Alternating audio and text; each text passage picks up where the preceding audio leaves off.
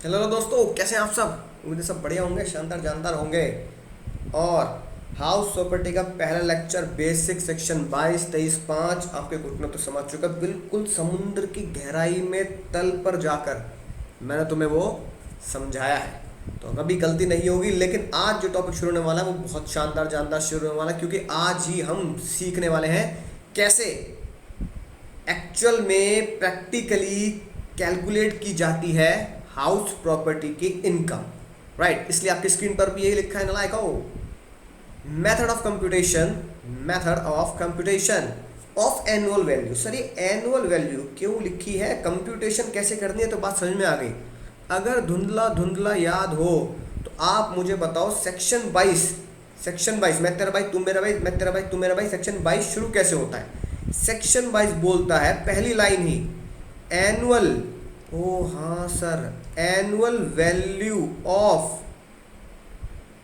Of building and land opportunity, यानी कि attached there to, है ना। यानी कि एनुअल वैल्यू ही हमें लेनी होती है किसकी, बिल्डिंग की, और बिल्डिंग के साथ जो जुड़ी हुई जमीन है उसकी। यानी कि जमीन अगर बिल्डिंग के साथ जुड़ी है और किराए पे दी गई है तो हाउस प्रॉपर्टी हेड में आएगी और उसकी एनुअल वैल्यू टैक्सेबल होगी। तो भैया इन शॉर्ट सेक्शन 22 ही क्या बोलता है, सेक्शन 22 ही ये बोलता है, sir annual value of building और land opportunity thereto shall be taxable. Annual value को ही तो टैक्सेबल करना है मुन्ना, यानी कि एनुअल वैल्यू तक पहुंचना पड़ेगा, एनुअल वैल्यू तक पहुंचना पड़ेगा, है कि नहीं बात। इसलिए क्या हेडिंग डालेंगे, method of computation of annual value. Sir अब सुनेंगे राज की बात, राज की बात ही बताएं, एनुअल वैल्यू वर्ड क्या दिया गया। अब हमने तो ये पढ़ा सर, हाउस प्रॉपर्टी में जो बाबू भैया है, बाबू भैया को तो भाड़ा, है कि नहीं बात, भाड़ा भाड़ा भाड़ा बोल तो रेंट, भाड़ा टैक्सेबल मिलेगा, है कि नहीं बात। यानी जो भाड़ा मिलेगा बाबू भैया को उस पर टैक्स लगाना है। तो भाड़े को क्या बोला गया, कानूनी भाषा में तो लिखेंगे तो है नहीं सर फाइनेंस मिनिस्टर कि भैया एनुअल भाड़ा, ठीक है। तो वैल्यू को क्या बोला जाता है आम आदमी की भाषा में, जिसे हम रेंट बोलते हैं, जिसे बाबू भैया भाड़ा बोलते हैं, भाड़ा, उसे income tax department, finance minister साहब हाउस प्रॉपर्टी हेड के अंदर वैल्यू बोलते हैं। एनुअल तो बच्चों वाली बात है, एनुअल बोले तो ईयरली। यानी एनुअल वैल्यू का मतलब क्या हुआ, एनुअल वैल्यू का मतलब हुआ sir amount of rent, amount of rent, साथ साथ लिखते जाएंगे, on which tax, amount of rent on which tax is charged is called annual value. वाह सर मजा आएगा, क्या बात लिखवाई। यानी रेंट जिसके ऊपर टैक्स लगाया जाएगा वो एनुअल वैल्यू कहलाता है। ठीक है मुन्ना, बात समझ में आ चुकी है। सर बिल्कुल समझ में आ चुकी है। अब सर एनुअल वैल्यू तक पहुंचना है तो मैं पहुंचूंगा कैसे, राइट। सुनेंगे ध्यान से। सबसे पहले उसे कैलकुलेट करने का क्या तरीका है, सबसे पहले मैं लिखूंगा ग्रॉस एनुअल वैल्यू, क्योंकि दुनिया में भी और क्वेश्चन में भी आपको क्या मिलने वाली है, ग्रॉस एनुअल वैल्यू मिलने वाली है, ग्रॉस एनुअल वैल्यू। ठीक है, पहले मैं आपको फॉर्मेट लिखवा देता हूँ, राइट। जैसा सैलरी का फॉर्मेट था ना वैसा बिल्कुल भी नहीं है। सैलरी का इतना लंबा चौड़ा फॉर्मेट था, इसका फॉर्मेट तो मुन्ना बहुत ही छोटा मोटा है। आप कहोगे सर मतलब बच्ची सैलरी का बाला क्या बाला है कि नहीं बात। सबसे पहले ग्रॉस एनुअल वैल्यू निकालेंगे, यानी हमें पहुंचना एनुअल वैल्यू तक है, लेकिन हमें सबसे पहले क्या मिलेगी, ग्रॉस एनुअल वैल्यू मिलेगी। प्रैक्टिकल लाइफ में भी हमें ग्रॉस एनुअल वैल्यू ही दी जाती है भैया। उसमें से लेस करेंगे म्युनिसिपल टैक्स, है ना। क्या लेस करेंगे sir, municipal tax, right. Municipal tax का क्या होता है सर, जो हमारे आसपास की या हमारे शहर की जो लोकल बॉडी होती है, जैसे भाई हम गाजियाबाद में रहते हैं तो गाजियाबाद डेवलपमेंट अच्छा ठीक, राइट, ठीक है ना। ऐसे ही म्युनिसिपल टैक्स है ना वसूला जाता है उस अथॉरिटी के द्वारा। वो कितना, वो माइनस करना है किसके द्वारा जो पे किया हो, पेड, इसलिए पेड वर्ड को हाईलाइट किया है, याद रखना, पेड बाय ओनर। ठीक है मुन्ना, पेड बाय ओनर। अब इसे फॉर्मेट लिखेंगे, ग्रॉस एनुअल वैल्यू आ गई, municipal tax paid by owner आ गया, जो वैल्यू बचेगी, इसमें से माइनस कर रहे हैं, याद रखना, जो वैल्यू बचेगी उसे प्यार से क्या नाम देंगे, net annual value. Sir net annual value आ गई, मजा ही आ गया सर, बोलो सर मजा ही आ गया, नेट एनुअल वैल्यू। ठीक है, एग्जाम में फुल फॉर्म में लिखना है, हम सिर्फ अपने क्वेश्चन सॉल्व करने के लिए इसे शॉर्ट में लिखेंगे GAV ग्रॉस एनुअल वैल्यू, इसे क्या लिखेंगे NAV नेट एनुअल वैल्यू। बस एनुअल वैल्यू आ गई, इस पर टैक्स लगाना है। लेकिन मुन्ना इसमें से दो चीज़ें और माइनस होंगी, माइनस करेंगे डिडक्शन अंडर सेक्शन 24। सर सुना सुना सा लग रहा है, गाना गाओ इसके लिए, तेरी याद साथ है। किसकी याद साथ है भैया, तुमने याद किया होगा ये सेक्शन जब मैंने तुम्हें डिडक्शन पढ़ाया था, मतलब याद है, लिंक, क्रोनोलॉजी समझे, क्रोनोलॉजी लिंक क्या है, राइट। डिडक्शन में पढ़ाया था 80C में, 80C में अगर घटाई जाती है प्रिंसिपल अमाउंट, राइट, ऐसे ही 24 का जो इंटरेस्ट होता है, यानी कि इंटरेस्ट ऑन हाउस लोन जो होता है, वो सेक्शन 24 में आता है। याद आ गई होगी बात, हाँ सर याद आ गई, 80C के साथ ही आपने बताया था, प्रिंसिपल जाता है 80C में और अमाउंट ऑफ इंटरेस्ट जाता है 24 में। तो 24 में सबसे पहले क्या लेस करना है, 24 का सबसे पहले लेस करना है हमें स्टैंडर्ड डिडक्शन, है ना। अभी के करके डिकोड करेंगे, चिंता मत करो, स्टैंडर्ड डिडक्शन, राइट। जैसे स्टैंडर्ड डिडक्शन हमने सैलरी में पढ़ी थी, स्टैंडर्ड डिडक्शन हाउस प्रॉपर्टी की है सर कितनी, 30% ऑफ NAV, 30% ऑफ NAV। फिलहाल नोट कर लो, बिल्कुल डिटेल में बताऊंगा, चिंता मत करो सर। और क्या लेस करना है, और हमारा सबसे फेवरेट मनपसंद चहीता लेस करना है ब्याज, interest on house loan, interest on house loan less करना है। तो भैया स्टैंडर्ड डिडक्शन लेस कर दिया, interest on house loan less कर दिया।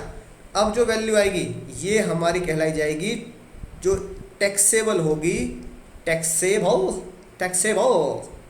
Income from house property. हमें यहाँ तक पहुँचना है, और कसम माँ भवानी की इतना सा छोटा सा ही फॉर्मेट है, बस यहाँ पे आके आपका चैप्टर खत्म, राइट। तो हमें देखो सिंपल सी बात, अगर मैं अब अकाउंट्स की भाषा में बोलूँ, क्योंकि रग रग में आपके अकाउंट्स है, बचपन से सीखते आ रहे हो, ये क्या है मेरा gross annual value, gross annual value, यानी कि ये मेरा ग्रॉस रेंट है ना। एनुअल अभी क्या होता है, एनुअल मतलब ईयरली, वैल्यू मतलब रेंट, ये मेरा क्या है, ग्रॉस रेंट है ईयरली का जो मुझे प्राप्त हुआ, राइट। यानी कि जो प्राप्त हुआ उसे मैं क्या बोलता हूँ, उसे मैं बोलता हूँ कैश इनफ्लोज, ये मेरा कैश इनफ्लो है। सर बात समझ में आ चुकी है, समझ गया ना मुन्ना।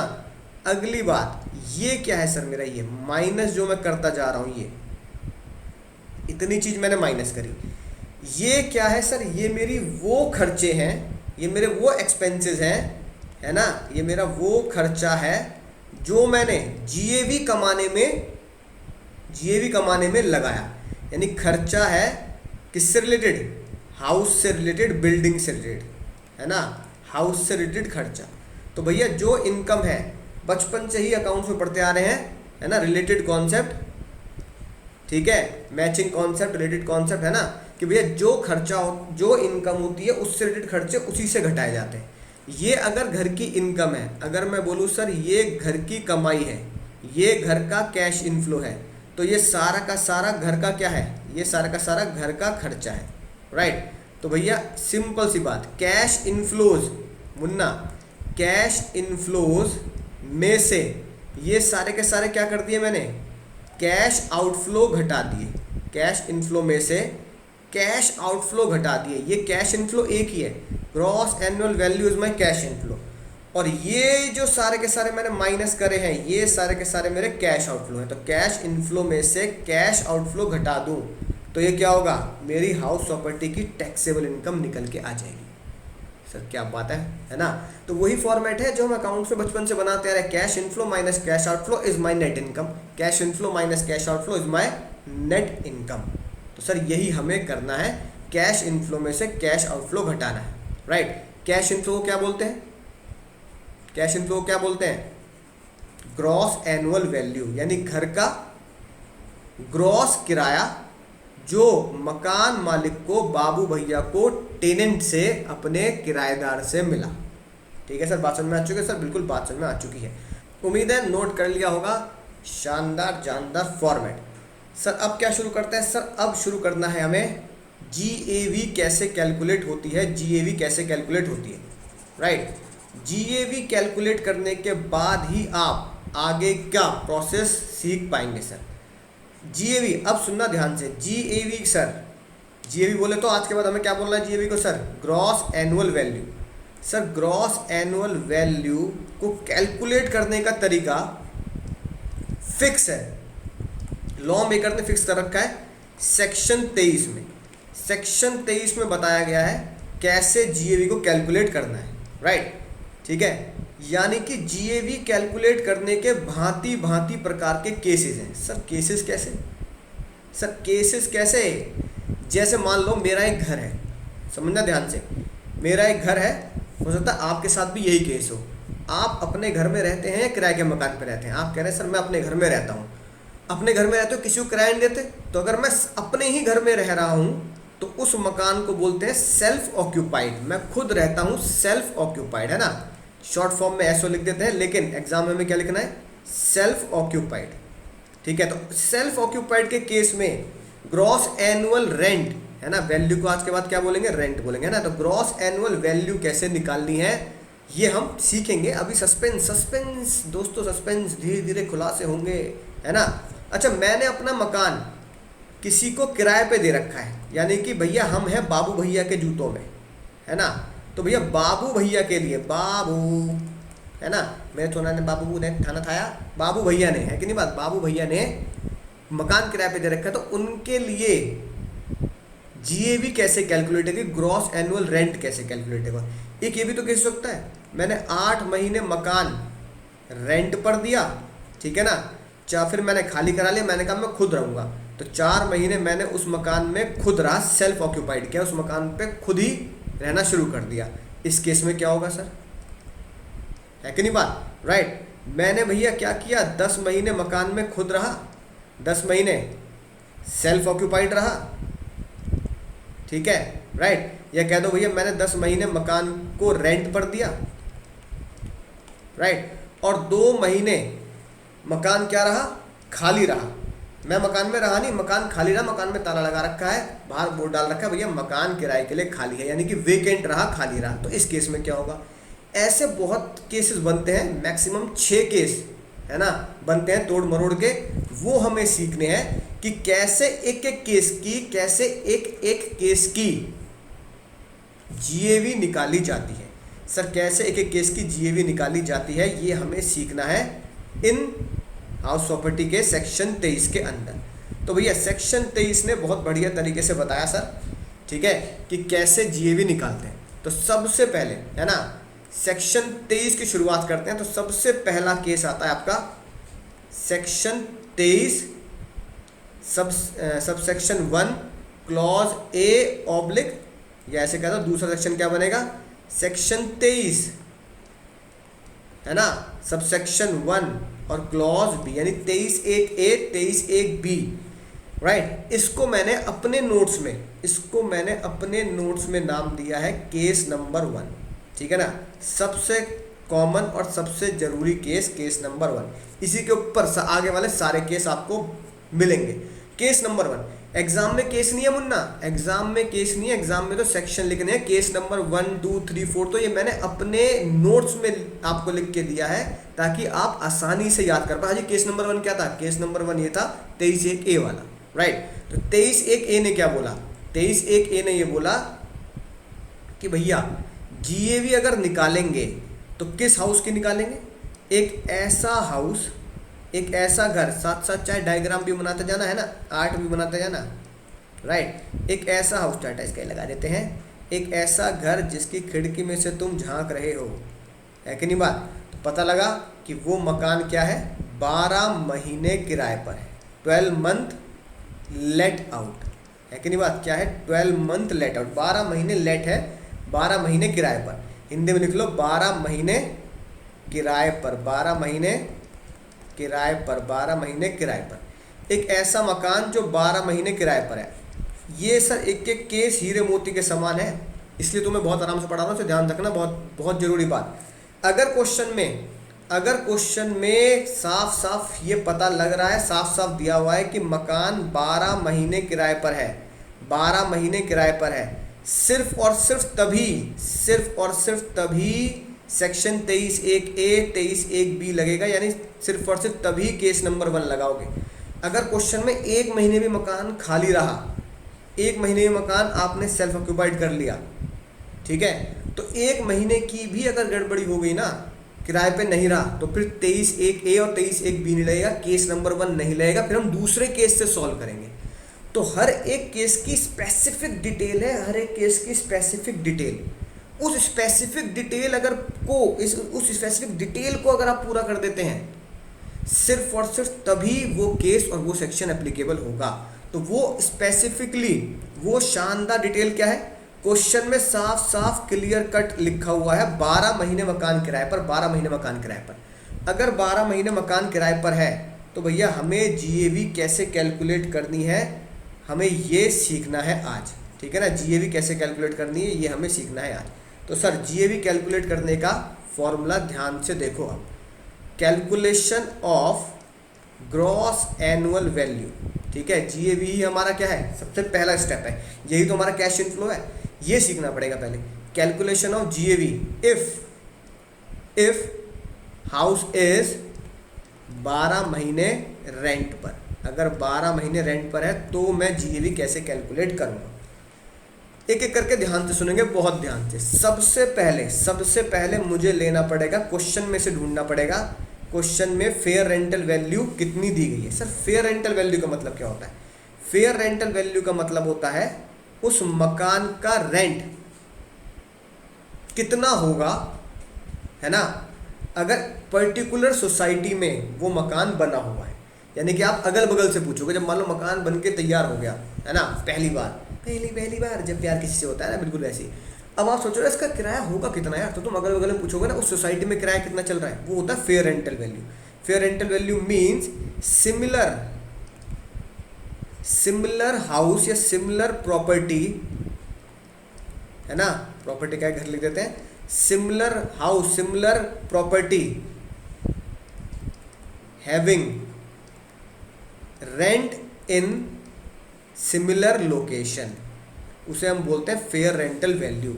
उस तरह की प्रॉपर्टी, मान लो 2 BHK है ना, तो 2 BHK प्रॉपर्टी जिस लोकेशन पर बनी है, 2 BHK प्रॉपर्टी जिस लोकेशन पर बनी है, राइट, मान लो नोएडा सेक्टर 72 पे बन रही है फॉर एग्जांपल, है ना, तो 2 BHK प्रॉपर्टी नोएडा सेक्टर 72 में जो नई बनी है, नोएडा सेक्टर 72 जैसी लोकेलिटी में 2 BHK प्रॉपर्टी का किराया कितना चलता है, ठीक है ना, 8,000, 10,000, 15,000।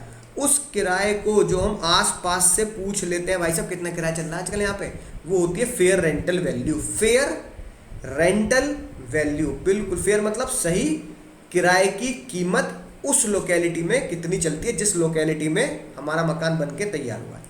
सब बात समझ में आ चुकी है, हम लिख भी चुके हैं फेयर रेंटल वैल्यू। फिर दूसरी वैल्यू जो आती है जो हमें लेनी है वो है म्युनिसिपल वैल्यू, है ना, फुल फॉर्म लिखना, शॉर्ट में मत लिखना, municipal value. Sir municipal value कैसे पता लगती है, जैसे ये हुआ।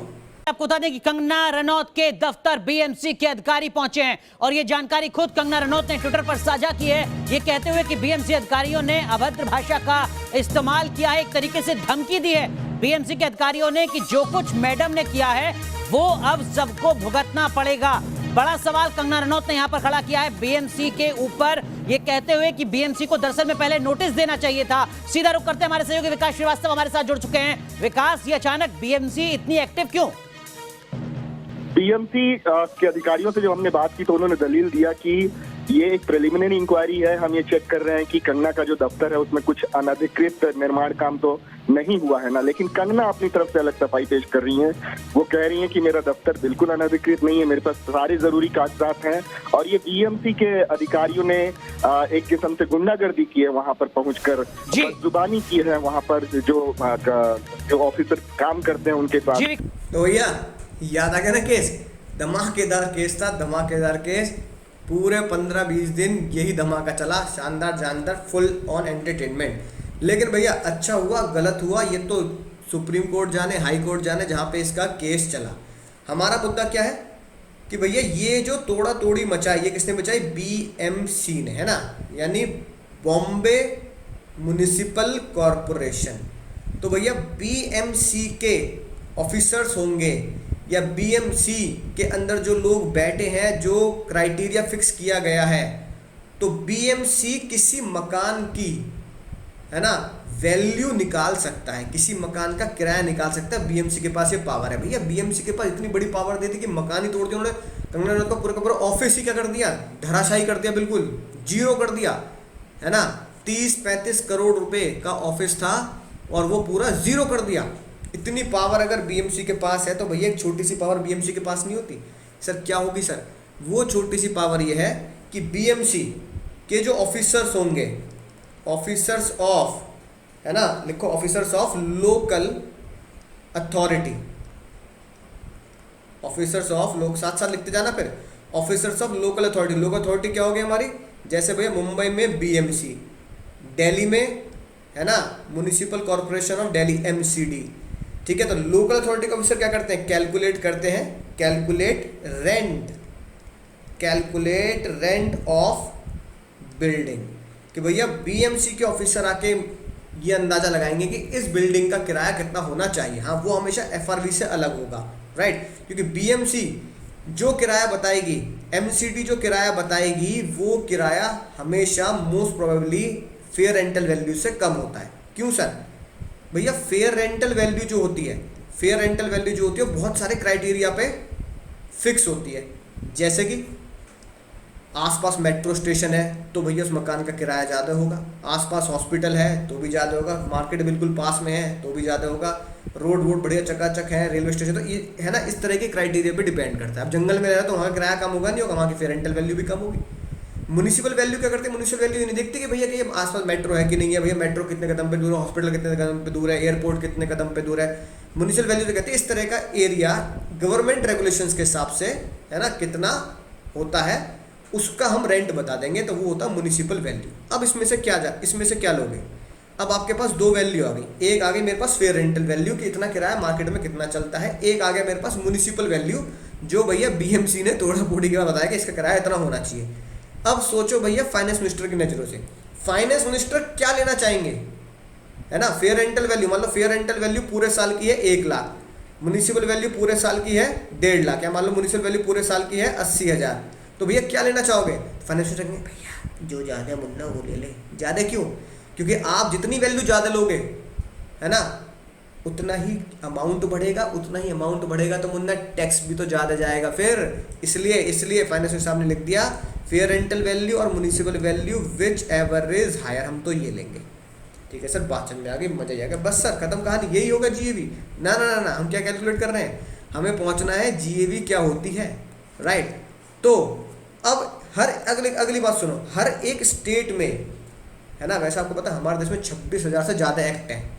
तुम 2-4 एक्ट पढ़ के लोटपोट हो रहे हैं, अभी इनकम टैक्स पढ़ रहे हो, पहले तुमने, है ना, कॉन्ट्रैक्ट सेल्स ऑफ गुड ये पढ़ा, तुमने अभी 5-6 एक्ट पढ़े हैं और तुम अभी से धराशायी हुए हो रहे हो, लोटपोट हो जा रहे हो। ऐसे जितने 26,000 एक्ट हैं उसमें से एक एक्ट है हमारा रेंट कंट्रोल एक्ट। क्या सर क्या कह दिया आपने? Rent control act. ये हर स्टेट के पास होता है कि नहीं बात, राइट? ये हर स्टेट में होता है, rent control act in every state. ये पता क्या कहता है? रेंट कंट्रोल एक्ट बहुत सिंपल सी बात कहता है। रेंट कंट्रोल एक्ट कहता है भाई किसी की मजबूरी का फ़ायदा नहीं उठाना। मैं भैया बड़े गांव से आया, बहुत दूर से चल के, है कि नहीं बात, मैं पहुंचा नोएडा, गाजियाबाद, फरीदाबाद, एनसीआर, दिल्ली एनसीआर। उसने देखा भैया इसकी नौकरी यहाँ पे है, अब तो इसे मकान किराए पे लेना पड़ेगा, एक काम करते हैं मजबूरी का फ़ायदा उठा लेते हैं। ठीक है, किराया मान लो चल रहा है आसपास का 10,000 रुपये महीना, मैंने बोल दिया मैं तो लूँगा जी 20,000 रुपये महीना, खेलना है तो खेलो वरना गेट आउट। तो ऐसे बहुत सारे लोग बाहर से आ रहे हैं और किराए के मकान ढूंढ रहे हैं, और सभी ने अपने मकान का किराया जानबूझ के बढ़ा दिया, क्योंकि उन्हें पता है बाहर से लोग आएंगे और मकान तो लेंगे ही, है कि नहीं बात, तो उनको लूट लो। तो वो लुटे ना बेचारे, और मकान मालिक बाबू भैया लुटेरे ना बन जाएं कि जो शाम से भी मन मुताबिक किराया मांग लिया, है कि नहीं बात, राइट, और किसी से भी, अक्षय कुमार से भी मन मुताबिक किराया मांग लिया, भैया हम तो लूट लेंगे। तो रेंट कंट्रोल एक्ट कहता है कि भाई हम एक अपर लेवल फिक्स करेंगे, है ना, इससे ज़्यादा आप ले ही नहीं सकते। तो हर एक रेंट कंट्रोल एक्ट के हर एक स्टेट में जो क्या बताता है लिखो, राइट, ये बताता है, हिंदी में लिख लेता हूँ, रेंट कंट्रोल एक्ट बताता है मैक्सिमम रेंट जो मकान मालिक, मैक्सिमम रेंट जो बाबू भैया कौन है, मकान के मालिक, मैक्सिमम रेंट जो बाबू भैया शाम से, यानी कि टेनेंट बोले तो किराएदार, टेनेंट से ले सकता है ना, टेनेंट से ले सकता है, इतना मैक्सिमम रेंट लिया जा सकता है। समझ आ गया ना बात। तो रेंट कंट्रोल एक्ट क्या बताता है, इतना मैक्सिमम रेंट आप चार्ज कर सकते हैं, राइट। ये फिक्स नहीं होता, ये बिल्डिंग टू बिल्डिंग डिपेंड करता है, depends on building to building, ठीक है जी बात। एक बिल्डिंग का स्टैंडर्ड रेंट कुछ हो सकता है, दूसरी बिल्डिंग का स्टैंडर्ड रेंट कुछ हो सकता है, लेकिन हाँ जितना भी स्टैंडर्ड रेंट आएगा, ठीक है मुन्ना, जितना भी स्टैंडर्ड रेंट आएगा, राइट, आप उससे ऊपर नहीं जाएंगे। तो रेंट कंट्रोल एक्ट ने हमें क्या वैल्यू दी सर, रेंट कंट्रोल एक्ट ने हमें दिया स्टैंडर्ड रेंट, है ना, स्टैंडर्ड रेंट। अब बताओ भैया, रेंट कंट्रोल एक्ट ने जो स्टैंडर्ड दिया, स्टैंडर्ड रेंट देके इससे ऊपर नहीं जाओगे, तो ये जो वैल्यू आई थी विच एवर इज हायर, ये जो वैल्यू आई थी विच एवर इज हायर, इस वैल्यू को कंपेयर करना है मुन्ना, इस वैल्यू को, एरो देखना मैं किस पे बना रहा हूँ, जो हायर वैल्यू आई है और जो स्टैंडर्ड रेंट है इससे कंपेयर करना है। तो मैं कौन सा लूँगा ये बताओ। मान लो हायर आ गया यहाँ पे 1 लाख, राइट, स्टैंडर्ड रेंट आ रहा है 90,000। तो स्टैंडर्ड रेंट क्या बोलता है, स्टैंडर्ड रेंट ये बोलता है, रेंट कंट्रोल एक्ट ये कहता है कि आप इससे ऊपर किसी से नहीं वसूल सकते, आप किसी से, है ना, ज़बरदस्ती ज़्यादा किराया नहीं वसूलोगे। तो ये स्टैंडर्ड रेंट जब आपका 90,000 कह रहा है तो फिर 90,000 वसूलोगे नहीं, तो आप क्या लिखोगे, विच एवर इज लेस। कम वसूल सकते हो, मान लो ये आ रहा है 1 लाख और स्टैंडर्ड रेंट कह रहा है भाई 1 लाख तूने ले लिया पर मेरे मुताबिक तुम वसूल सकता है 1,20,000। तो स्टैंडर्ड रेंट ने तो अपर लिमिट सेट कर दी। स्टैंडर्ड रेंट ये नहीं बोल रहा कि इतना वसूल, स्टैंडर्ड रेंट ये बोल रहा है भाई इससे ज़्यादा मत वसूल लियो, समझा वसूली भैया, इससे ज़्यादा मत वसूल लियो, आए, और भैया इससे ज़्यादा मत ले लेना, एक बात ध्यान रखना, ऊपर वाले को एक ना एक जवाब जरूर देना है, तो इससे ज़्यादा मत वसूल लेना। तो तुम्हारी वैल्यू आई whichever is higher 1 lakh, standard rent कहता है 1,20,000 तक वसूल ले, तो तुमने 1,20,000 वसूले नहीं है, वैल्यू कितनी आई है, 1 लाख आई है, तो whichever is less 1 lakh इस बार यहाँ पर वैल्यू आएगी, राइट। तो इसका मतलब क्या हुआ, क्या सीखा हमने सर अभी तक, हमने सीखा सर फेयर रेंटल वैल्यू और municipal value, fair rental value और municipal value whichever is higher, higher और स्टैंडर्ड रेंट जो वैल्यू आएगी विच एवर इज लोअर, जो विच एवर इज लोअर है इसे ही हम आज के बाद प्यार से क्या नाम देंगे, इस प्यार को क्या नाम दूं, एक्सपेक्टेड रेंट, एक्सपेक्टेड रेंट, यानी कि कानून के हिसाब से इतना रेंट एक्सपेक्टेड है कि आप अपने किराएदार से इतना रेंट वसूलते हैं या वसूलेंगे या वसूलते होंगे, हम इतना आपसे एक्सपेक्ट कर रहे हैं। जैसे मैं आपसे एक्सपेक्ट कर रहा हूँ ना कि भैया पढ़ने के बाद, मुझसे पढ़ने के बाद एग्जामिनेशन तो आनी ही आनी है, 60 नंबर तो कम से कम नलायक तुम ले ही आओगे, राइट। तो ये मेरी एक्सपेक्टेशन है, यही सरकार की एक्सपेक्टेशन है कि भैया इतना रेंट आप अपने किराएदार से वसूल सकते हैं। अब एक चक्कर रह गया, क्या, मैंने वसूला कितना, ये तो बता दो वसूला कितना है कि नहीं बात। बाबू भैया को पता लग गया मुंबई कॉरपोरेशन के हिसाब से, एमसीडी के हिसाब, बीएमसी के हिसाब से, है ना, fair rental value, municipal value इतनी है, उस जहाँ बाबू भैया का मकान है उस जगह की फेयर रेंटल वैल्यू इतनी चल रही है, स्टैंडर्ड रेंट इतना आ रहा है, लेकिन मुद्दा क्या रह गया, बाबू भैया वसूल कितना रहे हैं, बाबू भैया वसूल कितना रहे हैं शाम से। तो ये जो विच एवर इज लेस आया है, समझना ध्यान से, ये जो विच एवर इज लेस आया है इसको कंपेयर करना है, इसको कंपेयर करना है। सर क्या बन रहा है कि नहीं बात, सीढ़ी पे सीढ़ी, ये जो विच एवर लेस है इससे कंपेयर करना है जितना बाबू भैया ने शाम से किराया वसूला है, एक्चुअल रेंट, क्या वसूला है सर, एक्चुअल रेंट। इसमें से क्या होगा सर, इसमें से होगा जो ज़्यादा है उसी पे आपकी टैक्स लायबिलिटी का झोल झाल शुरू होगा। विच एवर इज जो हायर है, इनकम टैक्स डिपार्टमेंट ने, फाइनेंस मिनिस्टर साहब ने बोल दिया मुन्ना जो विच एवर इज हायर है यही मैं मानूंगा GAV, whichever is higher is GAV। पूरे के पूरे हाउस प्रॉपर्टी चैप्टर में, पूरे के पूरे हाउस प्रॉपर्टी हेड में हमें यही फॉर्मूले लगाने हैं। तो अभी तुम्हें लग रहा होगा कि सर याद करना है, बड़ा लंबा सा फॉर्मूला है, तुम्हें कोई सोते भी पूछ लेगा ना, गारंटी तुम तब भी बता दोगे, राइट। कैसे sir? Fair rental value municipal value whichever is higher, fair rental value municipal value whichever is higher, fair rental value municipal value whichever is higher.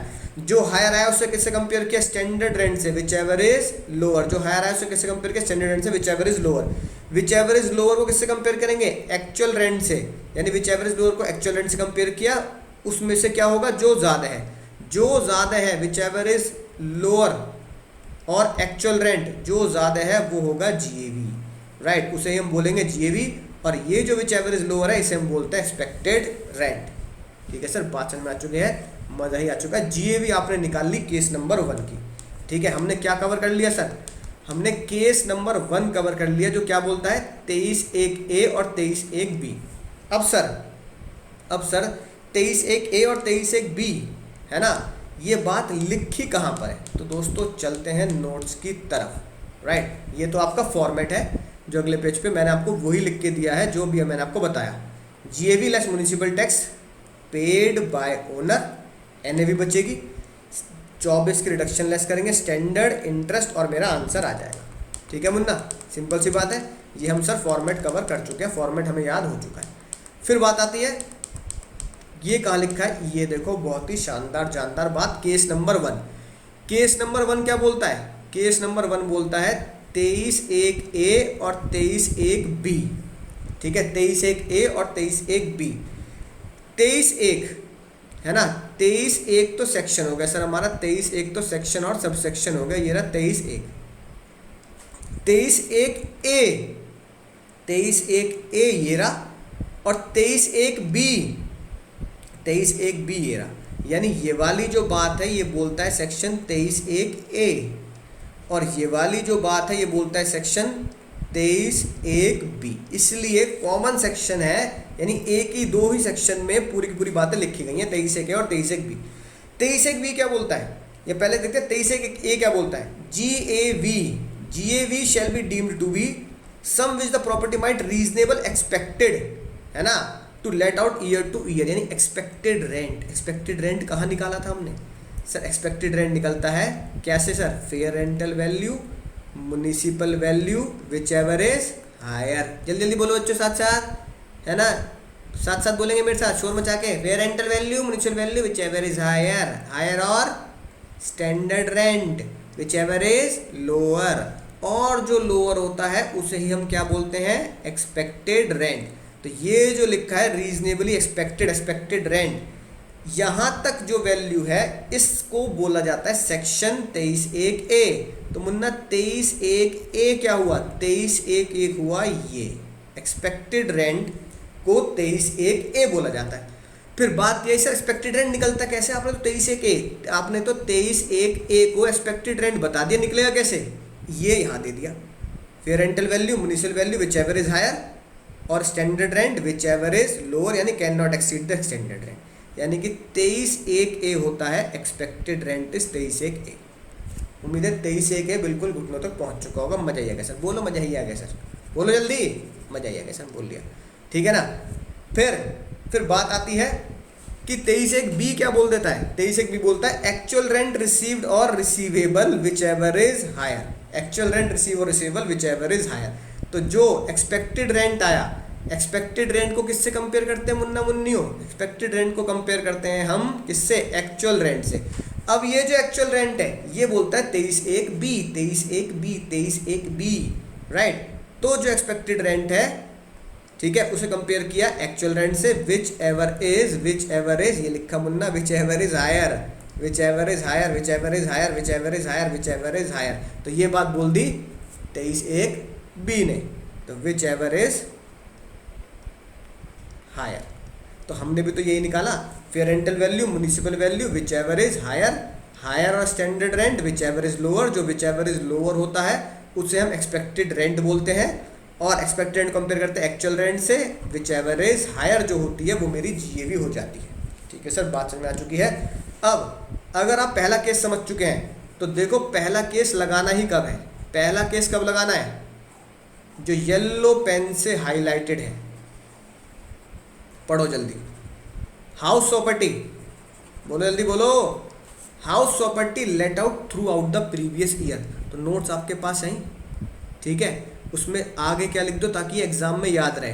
घर 12 महीने रेंट पर, 12 महीने रेंट पर, 12 महीने rent पर। अगर घर 12 महीने रेंट पर है, अगर घर 12 महीने रेंट पर है तभी 23 के 23 भी लगेगा। घर अगर 12 महीने रेंट पर है तभी केस नंबर 1 लगेगा। घर अगर 12 महीने रेंट पर है तभी केस नंबर 1 लगेगा।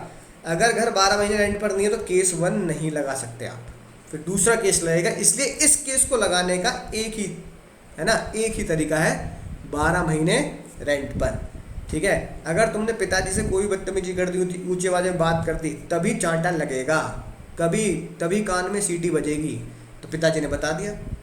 कुछ और होगा तो कोई दिक्कत नहीं है, लेकिन अगर तूने ऊंचे आवाज में बात करी तो तभी तेरे ना तपेड़े तपेड़े लगे, राइट, कूट दिए जाओगे। जैसी कंडीशन पिताजी ने कही ऐसी कंडीशन भैया फाइनेंस मिनिस्टर ने कह दी।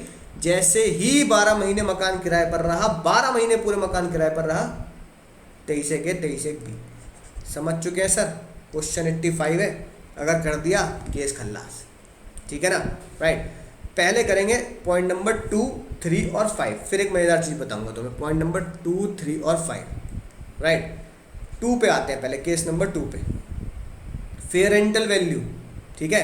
क्वेश्चन अगर साइलेंट है कि पर मंथ के बारे में, तो आप क्या मानते हैं वैल्यू हमेशा एग्जाम में क्या माननी है, पर ईयर। तो यहाँ क्वेश्चन कुछ नहीं कह रहा पर मंथ, तो हम पर ईयर ही मानेंगे। इसलिए म्युनिसिपल वैल्यू पूरे साल कितनी है, फेयर रेंटल वैल्यू कितनी है निकालेंगे। सबसे पहले सर क्वेश्चन नंबर 2 सॉल्व कर रहा हूँ। फेयर रेंटल वैल्यू पूरे साल की 24,000, म्युनिसिपल वैल्यू पूरे साल का 20,000, whichever is higher 24,000। Sir 24,000 compare करते हैं स्टैंडर्ड रेंट से। सर स्टैंडर्ड रेंट कितना दे रखा है, स्टैंडर्ड रेंट दे रखा है 24,000, राइट। सॉरी गलती हो गई। म्युनिसिपल वैल्यू भी कितनी दे रखी है, म्युनिसिपल वैल्यू भी दे रखी है 24,000। अब दोनों ही 24 हैं दोनों ही 24 हैं, तो विच एवर इज हायर क्या हो जाएगा, कोई सा भी ले लो तो 24 ही आएगा। स्टैंडर्ड रेंट कितना दे रखा है, सर स्टैंडर्ड रेंट भी 24, क्या बात है, 24,000। विच एवर इज हायर और standard rent whichever is lower, lower क्या है सर, 24 ही है सर। ये जो 24 वैल्यू आई है इसे हम क्या बोलते हैं, एक्सपेक्टेड रेंट। इसे किससे कंपेयर करना है, इसे कंपेयर करना है सर एक्चुअल रेंट से। एक्चुअल रेंट कितना दे रखा है इसमें, 36,000, तो एक्चुअल रेंट आ गया 36,000। इसमें से क्या ज़्यादा है, 24 और 36 क्या ज़्यादा है सर, 36,000 ज़्यादा है। तो आंसर क्या होगा मेरे क्वेश्चन के लिए, जीएवी कितनी बनेगी सर, जीएवी बनेगी 36,000। उम्मीद है सर बात समझ में आ चुकी होगी। शानदार जानदार तरीके से पूरे हाउस प्रॉपर्टी में यही गेम खेलना है। जल्दी से निकालो 36, 2 मिनट का समय तुम्हारे पास।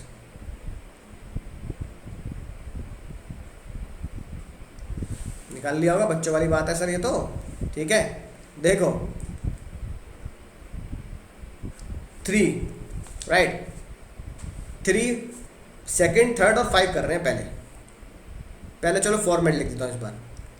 Sir fair rental value, municipal value, whichever is higher. Higher को कंपेयर करते हैं स्टैंडर्ड रेंट से, विच एवर इज लोअर। जो लोअर आता है उसे हम प्यार से एक्सपेक्टेड रेंट बोलते हैं। विच एवर इज लोअर और एक्चुअल रेंट जितना वसूल लिया शाम से, विच एवर इज हायर। जो हायर वैल्यू आएगी केस नंबर 1 में 23 के 23 बी के अकॉर्डिंगली, यही मेरी जीएवी बनेगी। अपना फॉर्मेट जो अभी हमने सीखा, पहले ऊपर ही कैश इनफ्लो जीएवी में हम इतना अमाउंट लिख देंगे, ठीक है सर, मजा ही आ गया। फेयर रेंटल वैल्यू कितनी दी है क्वेश्चन 3 में, सर फेयर रेंटल वैल्यू दी है 40,000। म्युनिसिपल वैल्यू कितनी दी है, म्युनिसिपल वैल्यू दी है sir 36,000। Whichever is higher, higher higher sir 40,000, ठीक है, समझ में आ गई बात सर। 40,000 को जो विच एवर इज हायर आया 40,000, इसको किससे कंपेयर करना है, स्टैंडर्ड रेंट क्वेश्चन 3 में दिया है सर 50,000। सर ये है हमारा 50,000, तो 40,000 और 50,000, एक्सपेक्टेड रेंट कितना है 50 और ऊपर कितना है 40। Which ever is lower, lower क्या है सर, लोअर है सर 40,000, ठीक है, राइट। 40,000 एक्सपेक्टेड रेंट हो गया, इसे किससे कंपेयर करना है, एक्चुअल रेंट से। एक्चुअल रेंट कितना है सर 48,000। अब बताओ 40,000 एक्सपेक्टेड रेंट और actual rent 48,000, whichever is higher जो होगा वही जीएवी होगी। बताओ इन दोनों में से क्या ज़्यादा है सर? 40 और 48 में से 48,000 ज़्यादा है, आंसर हो गया 48,000। सर क्या ये तो बच्चों वाली चीज़ें सर, है कि नहीं बात? तो मैं कब कह रहा हूँ कि बहुत हाई फाई चीज़ें हैं, सब बच्चों वाली चीज़ें हैं, कोई टेंशन वाली बात नहीं। अगर आराम से क्वेश्चन आते हैं, क्वेश्चन करते हो तो कोई गलती नहीं होगी। पाँचों बताओ जल्दी, पाँचों बताए मुन्ना, पाँचों बताए। पाँचवा sir, fair rental value, municipal value, whichever is higher. Exam में फुल फॉर्म लिखनी है, शॉर्ट में मत लिख देना। मैं यहाँ शॉर्ट में लिख रहा हूँ, एग्जाम में फुल फॉर्म लिखनी है, फिर बहती गंगा में हाथ धो लो एग्जाम में। फेयर रेंटल वैल्यू और municipal value, whichever is higher. Sir जो हायर वैल्यू आई उसे कंपेयर करते हैं स्टैंडर्ड रेंट से, whichever is lower. Lower को ही हम एक्सपेक्टेड रेंट बोलते हैं। जो विच एवर इज लोअर है एक्सपेक्टेड रेंट, उसे कंपेयर करते हैं एक्चुअल रेंट से, विच एवर इज हायर। जो विच एवर इज हायर होती है वही मेरी जीएवी होती है, वही मेरा जीएवी का आंसर होता है। ग्रॉस एनुअल वैल्यू वही होती है। मजा ही आ गया सर। फेयर रेंटल वैल्यू बोलो Munna, fair rental value question 5, fair rental value 50,000। Municipal value बोलो 45,000। क्या ज़्यादा है सर? 50,000। स्टैंडर्ड रेंट बोलो 48,000।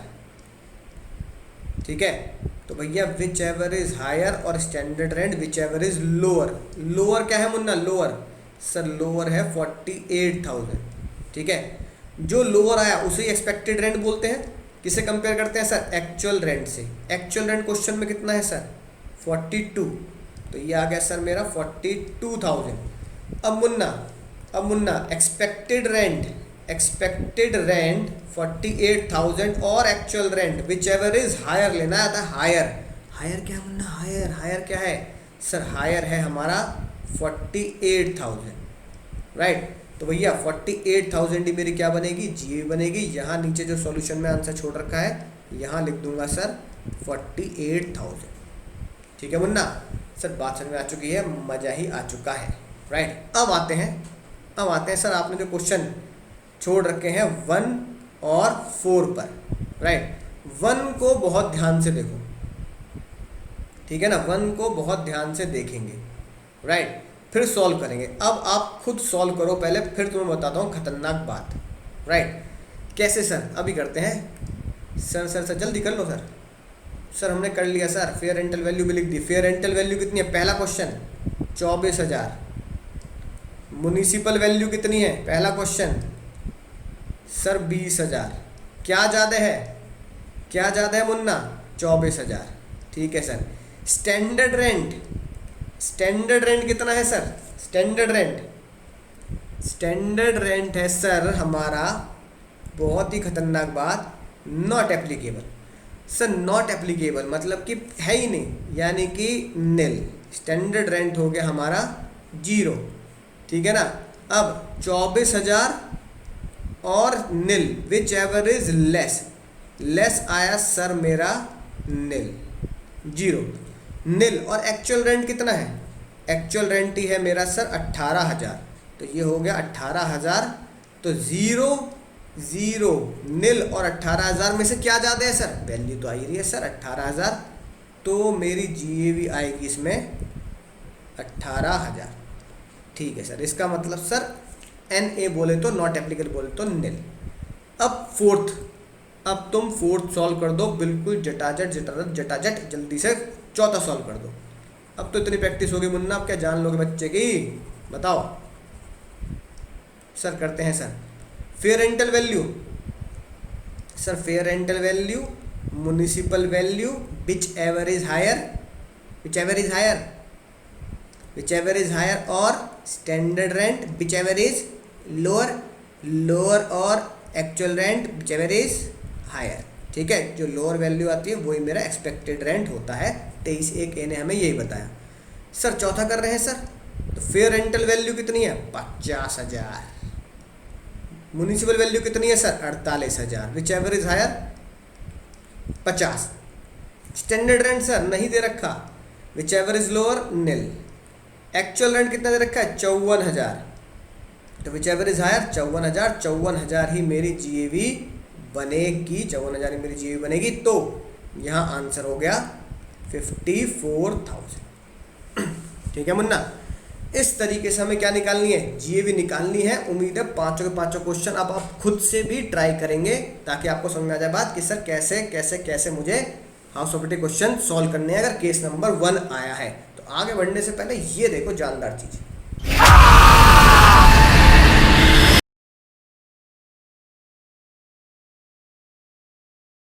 तुम्हारी गर्लफ्रेंड भूतिया है साले। क्या बकवास कर रहे हो? क्यों हर साल तुम्हारी साली एक गर्लफ्रेंड पूजा के टाइम ही आती है और बाद गायब हो जाती है?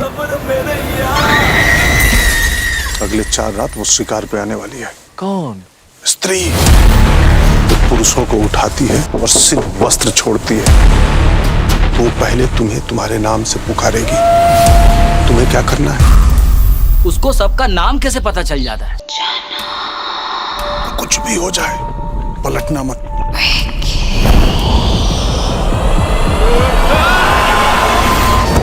ओ स्त्री कल आना। तो भैया क्या तुम इस बात पे विश्वास करते हो? क्या तुम, है ना, मूवी तो देखी होगी, क्या तुम स्त्री, भूत, प्रेत, चुड़ैल, आत्माएं, इन लोगों पे विश्वास करते हो नहीं करते? आप कहोगे हम तो नहीं करते सर, सब बेकार की बातें हैं सर। लेकिन भैया कोई ना कोई तो है, जैसे स्त्री में भी ये कहा गया है कि सच्ची घटनाओं पर आधारित है। या बहुत सारे लोग हैं जो इन चीज़ों पर विश्वास करते हैं जिनके साथ कुछ ना कुछ अनहोनी या कुछ ना कुछ एक्सेप्शनल हुआ है। राइट, मेरा एक दोस्त है हिमाचल का, कांगड़ा का, है कि नहीं बात, कांगड़ा गाँव। राइट, तो भैया हिमाचल प्रदेश का दोस्त है, पहाड़ों में कुछ ऐसी चीज़ें होती रहती है, पता नहीं क्या चक्कर है भैया। उसके पास एक से एक कहानी है, उसके पास एक से एक चीज़ें हैं प्रूफ करने के लिए कि वो कह सकता है कि हाँ ये चीज़ें, सब चीज़ें होती हैं। बहुत ज़बरदस्त कहानी है, कभी मिलोगे तो फिर अब तो लीक से नहीं, मुद्दे से नहीं हट सकते, तो कहानी एक आध तो मैं सुनाऊँगा कि हाँ भाई कैसी सच्ची कहानियाँ हैं उसके पास। राइट, तो भैया इसका मतलब दोनों ही तरह के लोग पाए जाते हैं। मेरा बिल्कुल करीबी दोस्त जिसके साथ ऐसा होता है, राइट, जिसके साथ ऐसा हो चुका है या जिसको पता है ऐसा होती रहती हैं और उसने कहानियाँ सुनाई हैं जो उस हमारे लिए कहानी उसके लिए सच्चाई है। राइट, उनके घर में उसकी मौसी के साथ, उनके मामा के साथ ये सब हुआ है। और कुछ लोग हैं तुम्हारी मेरी तरह, मान लो भाई क्या कहते हैं, हम तो कहते हैं हम नहीं मानते, वो स्त्री का लाना एंटरटेनमेंट से ऐसा ऐसा कुछ नहीं होता। अब दोनों तरफ के लोग बैठे हैं, इनको उनको डिबेट पे बिठा दो, ठीक है, तो रिजल्ट पता है क्या होगा न्यूज़ चैनल पे? कुछ भी नहीं होगा, क्वेश्चन मार्क के साथ। तो दोस्तों, भाई और बहनों, आप सब देखिए, भाई और बहनों आप सब देखिए, आप खुद सोचिए, आप खुद डिसाइड कीजिए क्या ये होता है या नहीं होता। हमने तो एक बंदे को बिठा दिया जिसके साथ ऐसा हुआ, एक साइंटिफिक चीज़ को बिठा दिया जो ये नहीं मानते हैं, पैरानॉर्मल एक्टिविटीज़ होती हैं, है कि नहीं बात। तो आप बताइए होता है या नहीं होता, आपके ऊपर छोड़ दिया, है ना, मानो या ना मानो। राइट, अब मुन्ना इस चीज़ से बाहर आते हैं। इसका मतलब अगर आप कोई मुझसे पूछे आजकल के टाइम पे कि सर आप मानते हैं नहीं मानते, अगर मैं कहूँ मानता हूँ, ठीक है, तो सामने वाला बहस करने लगेगा कि सर ऐसे कैसे मानते हो आप, सर पढ़े लिखे हो के भी ऐसी बातें कर रहे हो, हैं ये वो ऐसा होता ही नहीं है। मैं कहता हूँ मैं नहीं मानता, तो जो मानता हो कहता हूँ अरे सर आप चलो हमारे साथ, हम बताते हैं सर, आप तो ऐसे ही कहते हो, आप ज़्यादा पढ़े लिखे लोगों के साथ ये दिक्कत है कि नहीं बात। तो पता मैं हाथ जोड़ लेता हूँ, मैं मुन्ना ना मैं पढ़े लिखों के साथ हूँ ना मैं बिना पढ़े लिखे के साथ हूँ। भैया मैं इस डिबेट में पढ़ने नहीं चाहता, मुझे माफ़ कर दो, I am not interested. Right, उसको पता क्या बोल देते हैं, उसको बोल देते हैं नॉट एप्लीकेबल। भैया ये बात मेरे ऊपर एप्लीकेबल होती ही नहीं कि मैं इस डिबेट में बैठूं, ठीक है। जो कहता है भैया हम मानते हैं, मैं उसको बोल देता हूँ हाँ भैया मैं भी मानता हूँ। जो कहता है भैया हम नहीं मानते, मैं उनको बोलता हूँ भैया मैं भी नहीं मानता, ना हम भी ना मानते मुन्ना। राइट, तो भैया जो जैसे कह रहा है उसको बिल्कुल वैसे ही बात कह दो, मानते नहीं मानते। इसका मतलब कोई चीज़ है, ठीक है, मानो या ना मानो, या कोई चीज़ नहीं है, मानो या ना मानो। जो लोग मानते हो पता है भगवान के लिए भी कहते हैं। भगवान देखा आपने, भगवान जी को देखा कभी? हनुमान जी, है ना, काली माता, दुर्गा माता देखा? नहीं देखा, है कि नहीं बात। तो क्या है, मानते ही तो हो। ऐसी सर आपने अगर कोई ऐसी पैरानॉर्मल एक्टिविटी नहीं देखी तो क्या है, मानते तो है ही। तो यार ये बात भी, ये तर्क भी सही है, जैसे भगवान है अच्छाई है बुराई भी है, तो भैया यही वाली बात है। तो इसलिए इस पचड़े में पढ़ो ही मत। तो इसको बोला जाता है नॉट एप्लीकेबल, यानी नॉट एप्लीकेबल कुछ होता भी है और कुछ नहीं भी होता। तो मतलब ये नलायकों, इस कॉन्सेप्ट से ये हो गया क्वेश्चन गलत, लगा लो कांटे। अरे सर शुक्र बनाओ कांटा आज ही लगवा लिया, पता लगा यहाँ क्वेश्चन सॉल्व करा है, क्लास दी एंड कर देता, फिर अगले लेक्चर में तो पता लगता है ये कांटा लग चुका है यहाँ। ठीक है ना, ऐसा भी कर सकता हूँ मैं। तो सुनो ध्यान से, नॉट एप्लीकेबल का मतलब, यहाँ अगर कहीं भी नॉट एप्लीकेबल है, कहीं भी दुनिया में नॉट एप्लीकेबल आप देखो, तो नॉट एप्लीकेबल का मतलब कभी भी निल नहीं हो सकता। नॉट एप्लीकेबल का मतलब कभी ये नहीं हो कि भैया जीरो, आप स्त्री हो, स्त्री का लड़ा स्त्री है या नहीं, आप मानते नहीं मानते। तो अगर मैं बोलता हूँ नॉट एप्लीकेबल, भैया I am not applicable, I am not interested, तो उसका मतलब ये नहीं है कि अगर मैं करूँ मैं इंटरेस्टेड नहीं हूँ, या मैं इस बहस में पढ़ना नहीं चाहता, है ना, या मुझसे बात मत करो इस बारे में, तो इसका मतलब ये नहीं कि मैं नहीं मानता। और इसका मतलब ये भी नहीं है, और इसका मतलब ये भी नहीं है कि मैं मानता हूँ। मैंने तो बस अपना पल्ला झाड़ लिया भैया कि भैया मुझे इन चीज़ों में कोई विश्वास नहीं है, मैं इन चीज़ों को नहीं मानता, मुझे कोई विश्वास नहीं है, तो मैंने उस बात को नॉट एप्लीकेबल लिख दिया। तो नॉट एप्लीकेबल का मतलब, नॉट एप्लीकेबल का मतलब, सुनना ध्यान से, नॉट एप्लीकेबल का मतलब निल भी नहीं है, और नॉट एप्लीकेबल का मतलब कोई वैल्यू भी नहीं है कि जितनी होनी चाहिए। तो सर अब इस क्वेश्चन में क्या होगा, अब इस क्वेश्चन में क्या होगा, सुनेंगे, ध्यान से सुनेंगे। अगर क्वेश्चन में कहीं भी किसी पॉइंट पर जाकर नॉट एप्लीकेबल लिखा है तो क्या करना है सर, सॉल्व करते हैं वन फिर से सही तरीके से। Fair rental value, municipal value, whichever is higher, whichever is higher, और standard rent whichever is lower, whichever is lower, और actual rent whichever is higher, जो विच एवर इज हायर है वही GAV बनेगी। ठीक है sir, अब बहुत ध्यान से देखना, बहुत ध्यान से। फेयर रेंटल वैल्यू दे रखी है सर 24,000 दे रखी है। म्युनिसिपल वैल्यू दे रखी है, हाँ सर 20,000 दे रखी है। Whichever is higher, whichever is higher 24,000। रुको जरा, स्टैंडर्ड रेंट क्या दे रखा है, नॉट एप्लीकेबल। स्टैंडर्ड रेंट अगर नॉट एप्लीकेबल है तो मुन्ना उसे निल नहीं मानना, यानी इसका मतलब कुछ है, कुछ तो है ना, लेकिन निल नहीं हो सकता। कुछ तो है तुझ तेरा बता, है कि नहीं बात, तो कुछ तो तुझसे राब्ता है लेकिन निल नहीं हो सकता। इसलिए हम क्वेश्चन सॉल्व करने के पर्पज से उसे निल ना मानकर उसे 24 के बराबर ही मान लेते हैं। यानी कि नॉट एप्लीकेबल मतलब जो मेरी सेकंड वैल्यू है जिससे मैं कंपेयर कर रहा हूँ, जो मेरी सेकंड वैल्यू है जिससे मैं कंपेयर कर रहा हूँ 24,000, विच एवर इज हायर 24,000, तो विच एवर इज हायर जो वैल्यू आई है मैं उसके बराबर मान लेता हूँ इसे। यानी कि सिर्फ अपने समझने के लिए इसे 24 लिख देता हूँ। एग्जाम में लिखना मत, एग्जाम में 24 लिखना मत, सिर्फ तुम्हें समझाने के लिए 24 लिख रहा हूँ। तो 24 और 24, 24 और नॉट एप्लीकेबल, 24 और 24, 24 और not applicable, which ever is lower क्या बैठेगा, which ever is lower sir 24 ही बैठेगा, राइट। और एक्चुअल रेंट कितना है, एक्चुअल रेंट है सर 18,000, तो एक्चुअल रेंट और 24,000, एक्चुअल रेंट और 24,000, विच एवर इज हायर 24,000। तो इस बार आंसर मुन्ना 18 नहीं, आंसर होगा 24,000। अरे सर ये क्या हो गया, निहार लो, है ना, आंखों में बसा लो, दिल में बसा लो इस बात को। ऐसे ही सॉल्व कर लेते हैं फोर्थ क्वेश्चन, मजा ही आने वाला है। देखो क्या होगा, फेयर रेंटल वैल्यू और municipal value whichever is higher, higher और standard rent whichever is lower, lower ही एक्सपेक्टेड रेंट होता है। एक्सपेक्टेड रेंट और actual rent whichever is higher, whichever is higher जो value होगी यही मेरी जीएवी होगी अपने फॉर्मेट में, यही मेरा आंसर हो जाएगा। सर तो बताएं मुन्ना, फेयर रेंटल वैल्यू चौथे में कितनी है 50,000, म्युनिसिपल वैल्यू 48,000, क्या ज़्यादा है सर 50,000। स्टैंडर्ड रेंट कितना दे रखा है, standard rent not applicable, standard rent not applicable, है ना, क्योंकि कई बार किसी बिल्डिंग में स्टेट गवर्नमेंट स्टैंडर्ड रेंट नहीं निकाल पाती है कि नहीं बात, इसलिए नॉट एप्लीकेबल, राइट। तो भैया standard rent not applicable, standard rent not applicable, बताएं आप।